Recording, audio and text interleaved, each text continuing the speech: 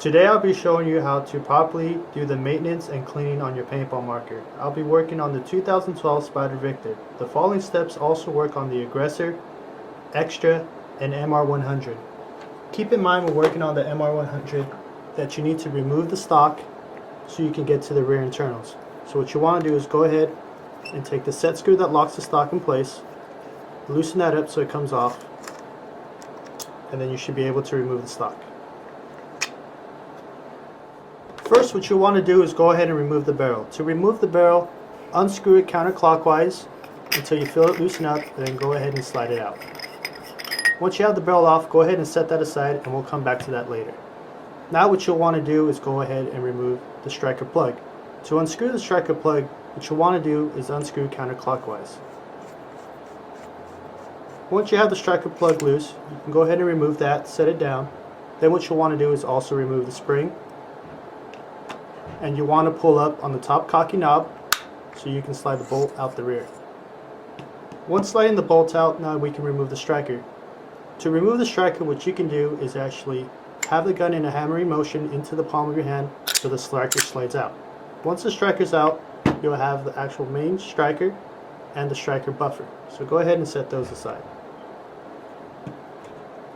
What you'll want to do is inspect the internals of the marker. So you want to be able to see through the top chamber and through the bottom chamber. If the top-bottom chamber looks dirty, what you'll want to do is go ahead and grab a battle swab squeegee and insert that in the top chamber so it comes out the front, and repeat the process for the bottom, but instead of it coming out the front, you'll just stop and then go ahead and take that out. Once you have the internals clean, what you'll want to do is go ahead and clean out the parts.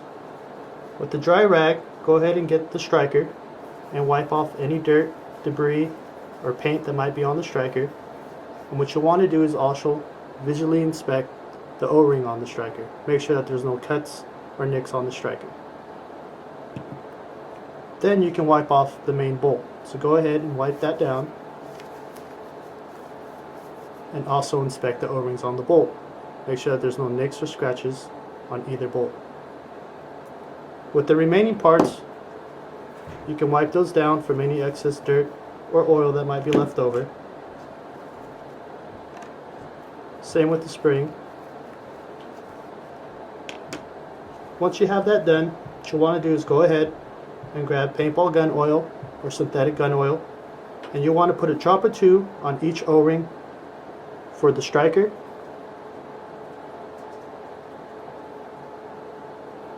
and also on the bolt.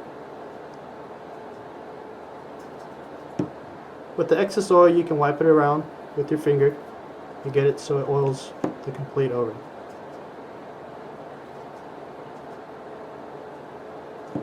Now keep in mind when installing the striker and bolt that make sure when it's installed together that you do lock the top cocky knob into the striker. So when the top cocky knob is in the down position, it locks down inside into the striker. And I'll show you how to do that once it's installed into the gun. So what you want to do is go ahead and grab your striker, make sure that the O-ring front is facing towards the front and that the cutout hole for the top cocking pin is facing up towards the top chamber. So go ahead and insert that into the bottom chamber of the gun, making sure that the hole is facing upwards, and slide it in until it stops. Once it stops, what you want to do is with your thumb apply pressure and pull the trigger until the striker slides in. Once the striker slides in, what you can do is with your fingertip insert it until it stops. Once it stops, you can actually see that the cutout hole for the top cocky knob is facing up. So what you'll want to do is go ahead and grab your bolt and line up the pin so it locks into the striker. You know you have it locked in because the striker pin will be locked and it won't slide forward or back.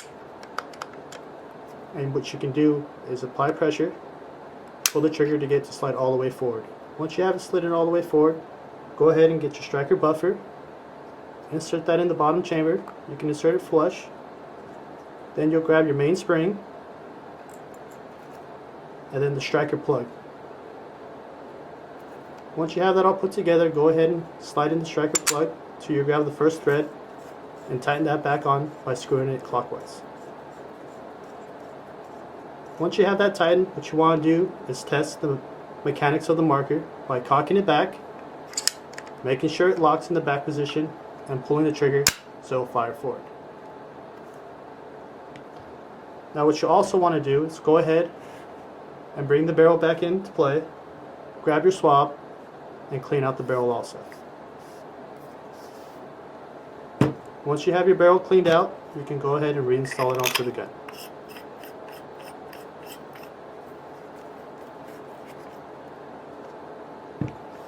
Now for the MR100, the removal for the back internals are basically the same except for one part.